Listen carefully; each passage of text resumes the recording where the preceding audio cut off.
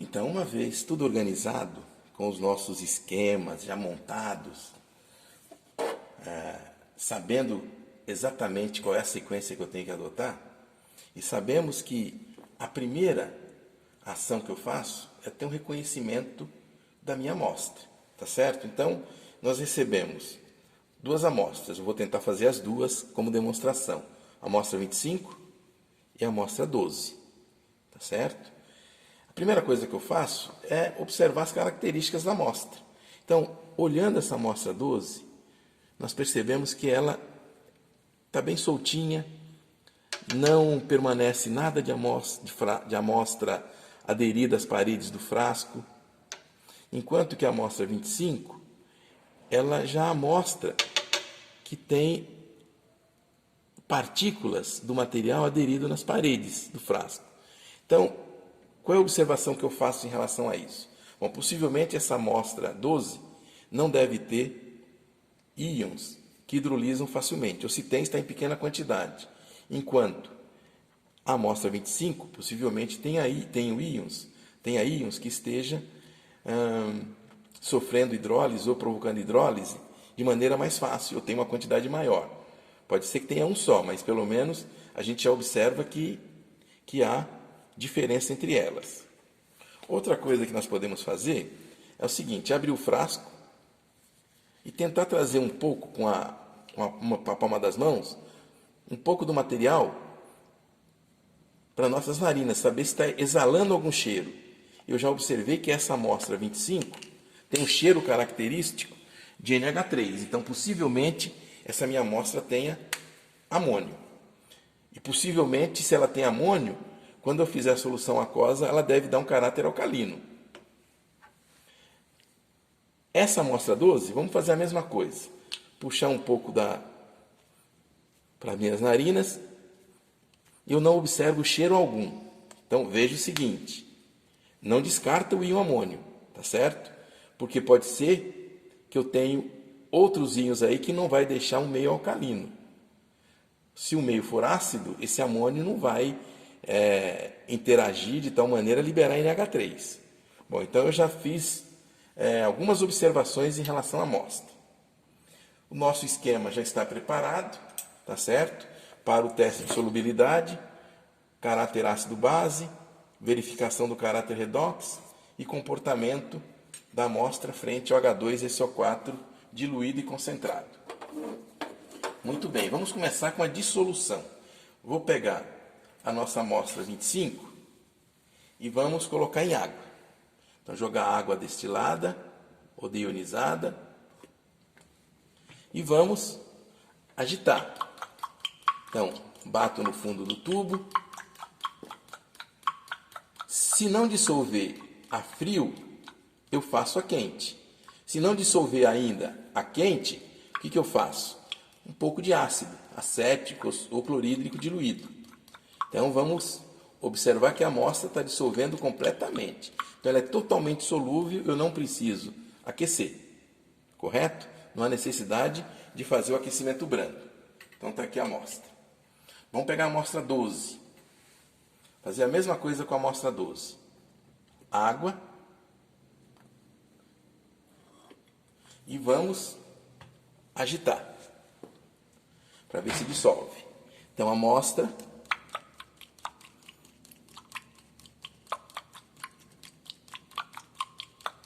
doze, também eu estou observando a dissolução. Ó, dissolve completamente, não preciso nem aquecer. Totalmente solúvel.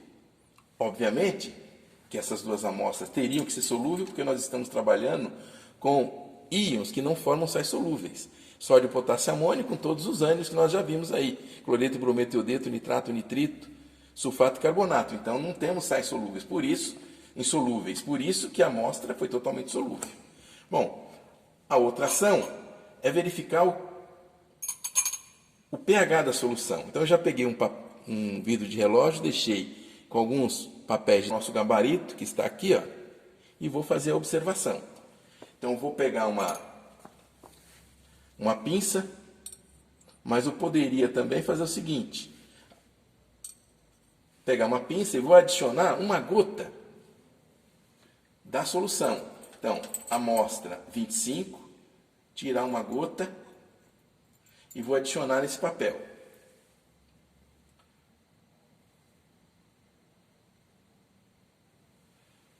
E aí nós observamos o seguinte, ó, o papel ficou esverdeado, tá certo?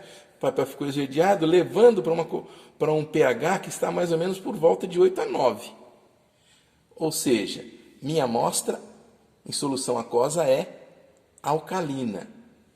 Opa, lembra que eu tinha dito para vocês que eu senti o cheiro de NH3? Justamente isso, minha amostra deve ter íons que formam soluções aquosas alcalinas, que na presença do íon amônio liberou NH3, possivelmente carbonato. Carbonato, a solução aquosa é alcalina. Vamos pegar agora, fazer a mesma coisa com a amostra 12. Então, com a amostra 12, vou adicionar uma gotinha da amostra 12. E da mesma forma, eu estou observando, ó, que a minha amostra 12 também é alcalina. Então, tanto a amostra 12 como a amostra 25, ambas são alcalinas. Muito bem. Bom, se eu não sentir cheiro de NH3 na amostra 12, possivelmente não tem amônio.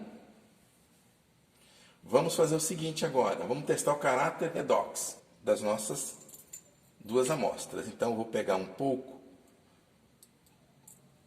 algumas gotas da solução aquosa da amostra 25, coloquei num tubo de ensaio, vou tornar o meio ácido, com ácido sulfúrico diluído, porque é um ácido indiferente, tá certo? Perante ao caráter redox, a permanganato e iodeto. Então, observamos, tem até uma efervescência, ó. Veja que isso é importante, é uma observação importante. Possivelmente minha amostra realmente tenha carbonato. Vamos adicionar agora solução de permanganato. Adicionando permanganato, ó, o permanganato caiu e descoloriu. Significa dizer o quê? Que a minha amostra realmente tem algum agente aí que é redutor. Reduziu o permanganato. Vamos pegar um outro tubo de ensaio para a amostra 25 e vamos adicionar agora o meio ácido e adicionar iodeto. Então, meio ácido. Então, observe na caída do ácido. Ó. Na caída do ácido, eu acabo observando efervescência. Ó. Efervescência. Por isso que eu disse para vocês. Possivelmente tem, então, carbonato. E vamos adicionar agora iodeto. Algumas gotas de iodeto.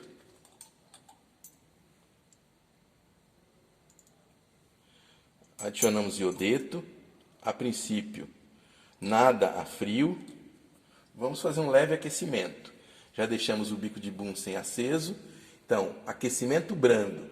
Veja, vou insistir novamente. Eu posso segurar com a ponta dos dedos, tá certo? Porque o vidro é mau condutor de calor. Em cima não vai aquecer o suficiente para que eu não consiga segurar. E outra coisa, é um limitante. Eu não vou passar de um aquecimento brando. Se eu começar a perceber que começou a esquentar demais, é porque eu não estou fazendo um aquecimento brando. Eu vou parar o aquecimento. Então veja que o limite justamente estará na forma de aguentar segurar esse material ou não. Ó, a princípio, eu estou vendo um leve amarelado na solução. Ficou um pouco amarelado. Então pode até ser que exista algum íon que seja oxidante, mas ainda não dá para a gente afirmar. Então, para que vocês observem a coloração levemente amarela, vou colocar um tubo de ensaio com água. E aí dá para vocês perceberem claramente que eu tenho uma solução levemente amarelada.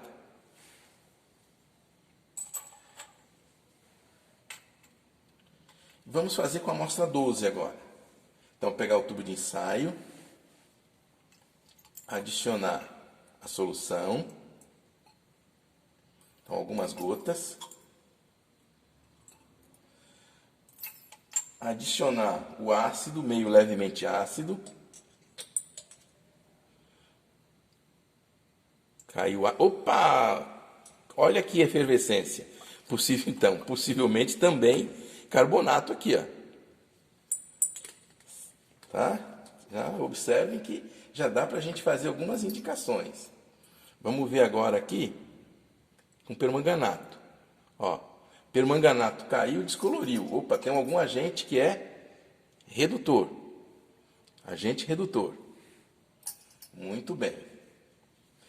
Vamos ver perante a iodeto. Se ele vai conseguir oxidar iodeto a iodo. Então, algumas gotas. E vamos adicionar o ácido sulfúrico diluído.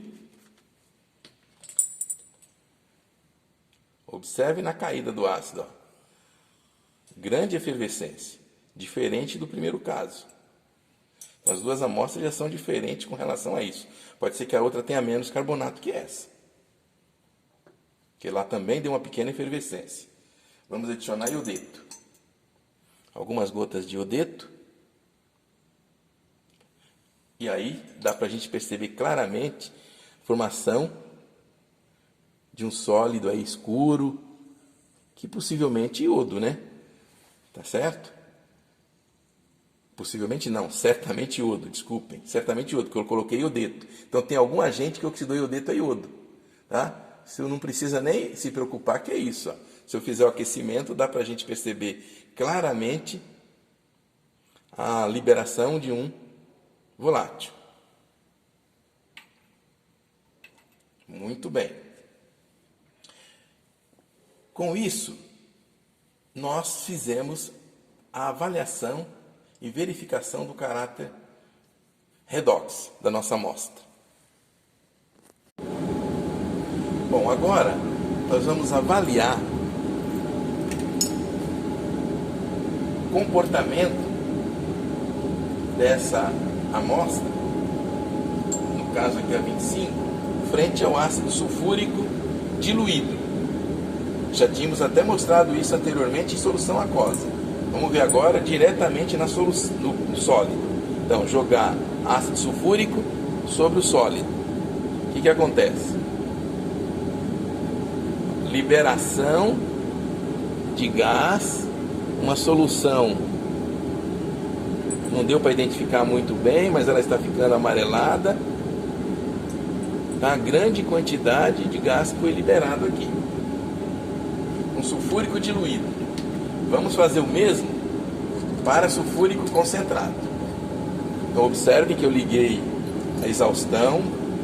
Talvez o som esteja um pouquinho prejudicado. Vamos adicionar o sulfúrico concentrado. Ixi, olha a quantidade de gás que está sendo eliminado.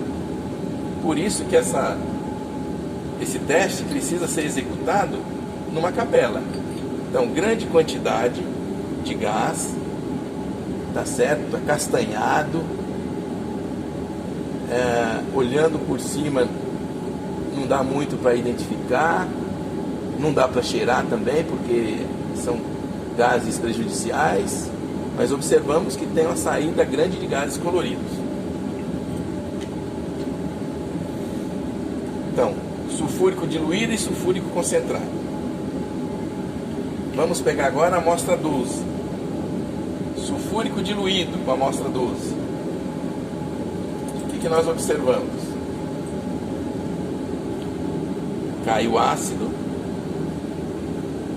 Grande quantidade de gás sendo liberada. E observem que o gás é colorido. Ó. Tá certo? É acastanhado. Eu nem precisei aquecer. A solução ficou levemente azulada na hora que caiu o ácido. Então, solução levemente azulada, isso é característico de HNO2. Possivelmente tem nitrito nessa amostra, pela quantidade de gás que saiu e pela coloração da solução levemente azulada, possivelmente tenha nitrito. Vamos fazer agora com sulfúrico concentrado, mesmo teste, só que agora a nossa utilização, a reação será com sulfúrico concentrado. Então, da mesma forma, para o interior da capela, vamos adicionar sulfúrico concentrado, gotinha a gotinha. Vai encontrar agora a solução, o sólido, gás colorido sendo formado, grande quantidade. Isso basicamente confirma a presença quase que de nitrito, viu? Porque pela quantidade que está sendo eliminada aqui, diferentemente do que aconteceu com a amostra 25. A amostra 25 ficou um sólido impregnado. E a amostra 12 não tem nada impregnado, só está liberando gás. Então essas são informações aí que eu vou reunir, anotar, porque é importante para que a gente possa fazer tal observação. Observe que não foi nem necessário fazer aquecimento. Eu deixei o bico de Bunsen aceso, caso fosse necessário, mas em nenhum dos casos aqui eu precisei, por exemplo, fazer um aquecimento quando eu joguei ácido sulfúrico concentrado. Apenas no caso do sulfúrico diluído, que nós fizemos o aquecimento para a amostra 25. Correto? Então é isso. E vamos partir agora para o andamento da análise, trabalhar com as provas que eu tenho que executar utilizando a amostra sólida, amônio, depois com a solução para nitrito, já que são os dois primeiros testes que eu tenho que fazer, que aí existindo nitrito, existindo amônio, eu preciso já promover a eliminação de ambos. Tudo bem? Bom, uma vez executadas as provas prévias, vamos partir para a execução das provas específicas. Ou seja, lembre-se do esquema que nós estamos seguindo. Então eu vou fazer o seguinte, fazer a prova do amônio e depois fazer a prova do nitrito. São as duas primeiras que eu estou escolhendo para execução. Então, vamos lá. Amostra 25. Amônio tem que ser amostra sólida. Está aqui a amostra sólida. O que eu preciso fazer para a prova do amônio? Eu preciso adicionar hidróxido de sódio. Tá certo? Então já tem aqui uma solução de hidróxido de sódio, 4 mol por litro. Vou retirar uma pequena quantidade e vou adicionar tubo de ensaio. E vou tentar ver se tem cheiro de NH3, tá certo? Então vou puxar um pouco, não estou sentindo nada por enquanto, a frio. Vamos então fazer a quente. Então aquecimento brando. Então novamente segurando com a pontinha dos dedos, porque eu não quero ferver isso aqui. Eu quero apenas um aquecimento brando. Aquecimento brando e agora sim. Senti o cheiro de NH3. Então realmente confirma que a minha amostra tem amônio. Mas veja o seguinte, vocês poderiam dizer assim, mas eu não estou fazendo aí a prova junto com você. Prova, efetivamente, que aí tem amônio, que está saindo NH3. Vamos pegar um papel de filtro e botar uma gotinha de solução azul, clarinha de cobre 2. E vamos aproximar da boca do tubo, de onde está saindo o gás, e verificar se realmente, se isso aqui vai ou não ficar com a coloração azulada, mais intensa. Então aquece e coleta o gás.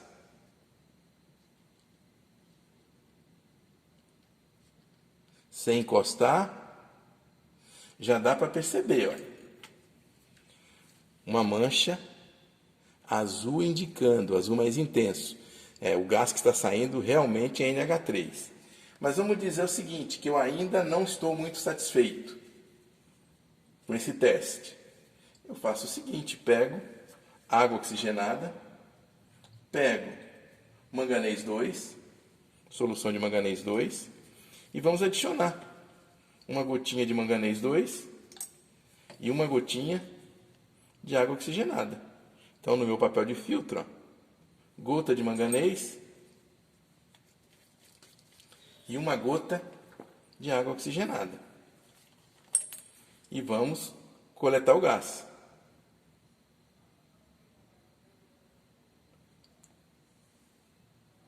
Então, agora sim, vamos ver. Vamos dar um leve aquecimento novamente. Está saindo o gás. Vamos aproximar agora da boca do tubo. E já dá para a gente perceber a formação da mancha marrom de MnO2, ou seja, está mais do que confirmado que a minha amostra 25 tem amônio. Vamos fazer a mesma coisa para a amostra 12. Já que estamos fazendo em paralelo ambas, vamos ver o que vai acontecer. Vamos adicionar hidróxido de sódio. Hidróxido de sódio.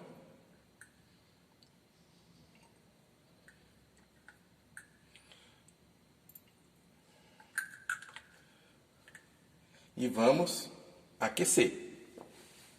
Aquecimento brando.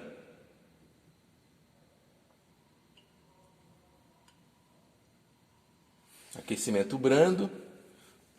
Puxa um pouco do cheiro. Eu não estou sentindo cheiro de NH3. Mas vamos fazer o seguinte, vamos fazer um teste mais apurado. Vamos adicionar aqui a gota de nitrato de cobre, solução de cobre. E vamos coletar o gás. Então, novamente estou aquecendo e vamos ver o que vai acontecer. Aquecimento, trago o gás. Então, facilitar a observação.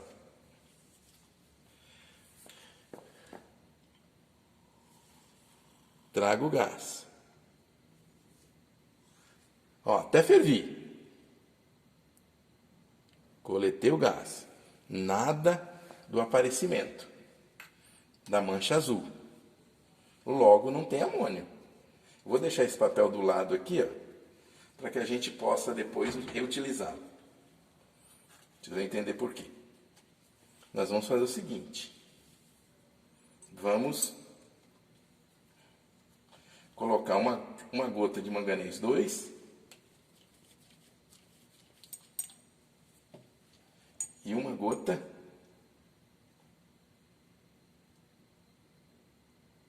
de água oxigenada. Então, manganês 2 e agora água oxigenada.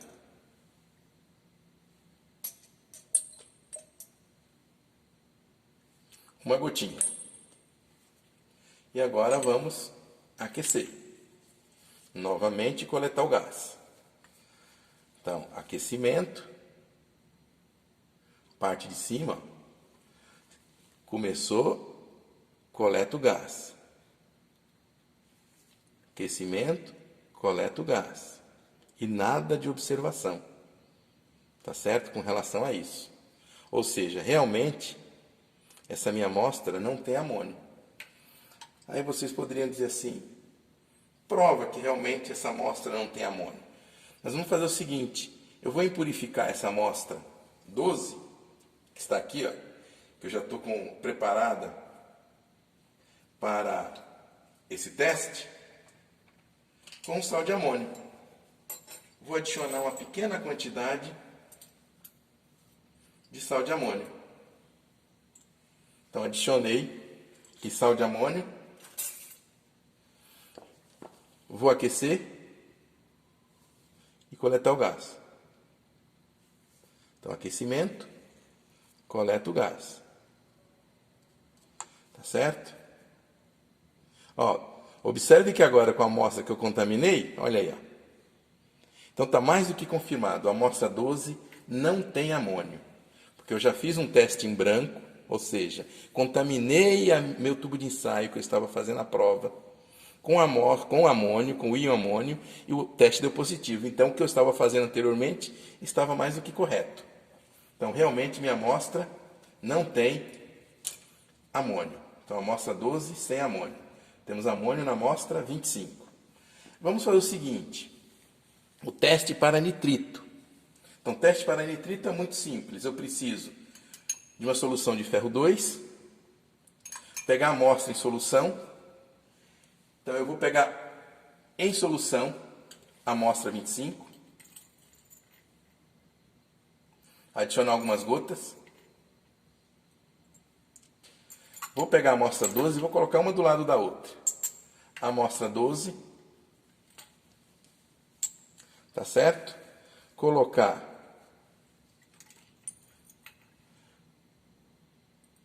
a amostra em solução.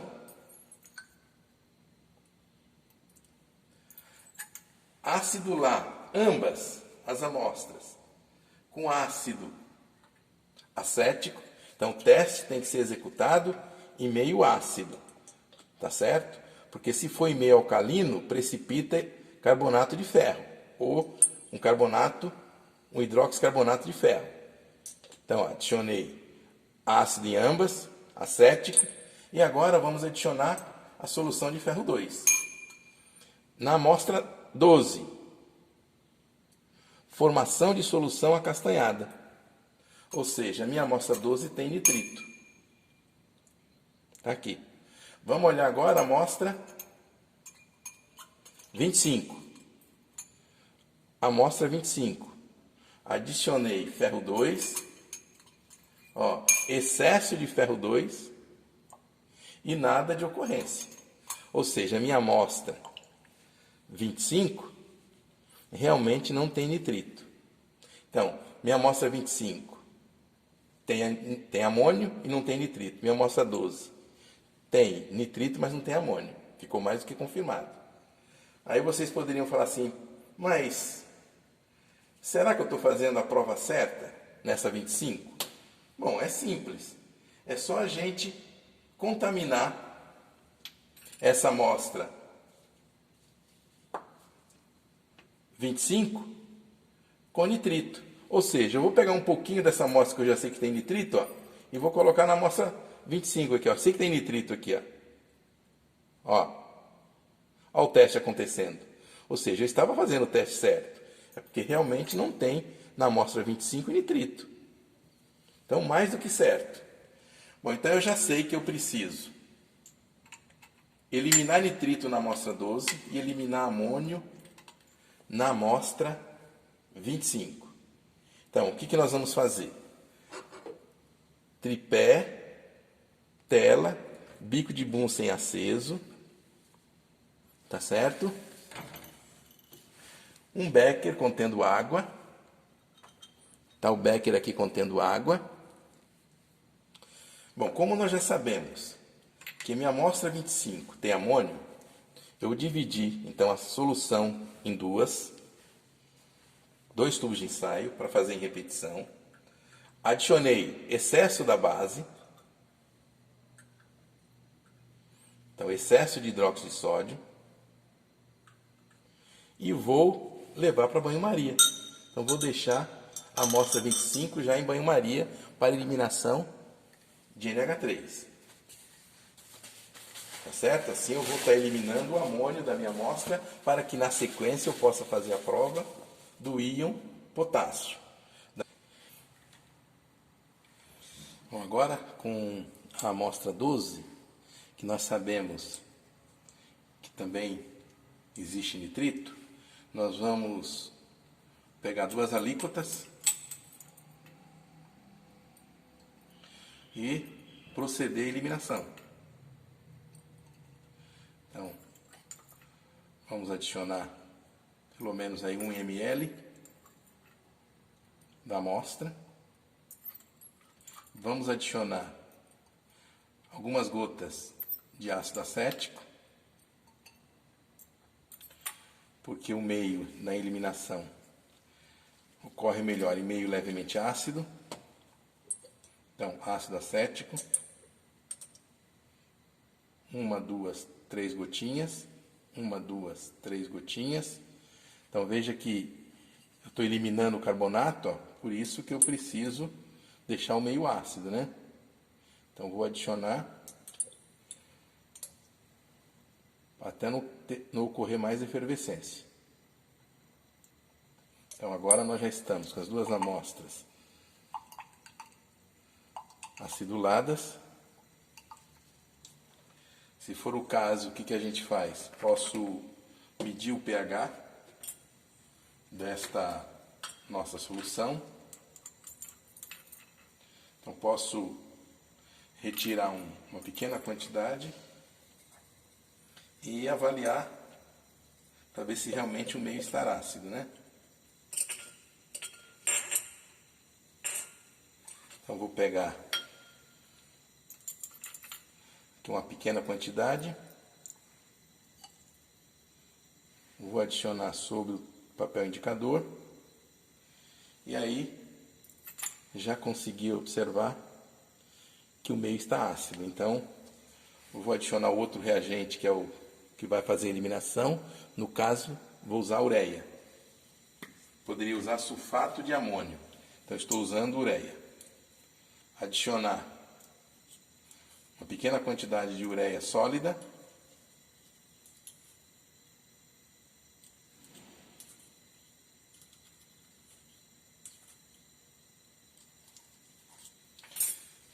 Então, ureia foi adicionado. Vamos adicionar um pouco de água, tirar a ureia que está nas paredes e aumentar um pouquinho o volume para evitar que o material venha a secar. Uma vez preparado então minha amostra 12 para eliminação de nitrito, eu coloco em banho-maria. E da mesma forma como nós vamos fazer com a amostra contendo amônio que nós estamos procedendo à eliminação, de tempo em tempo eu vou retirar uma alíquota para fazer um teste, para saber se a eliminação foi total ou não. Mas assim, pelo menos eu tenho que deixar em banho-maria por volta de uns 15, 20 minutos para fazer o primeiro teste. Então, depois de uns 15, 20 minutos, faremos o teste. Se não tiver sido eliminado totalmente, vamos prosseguir.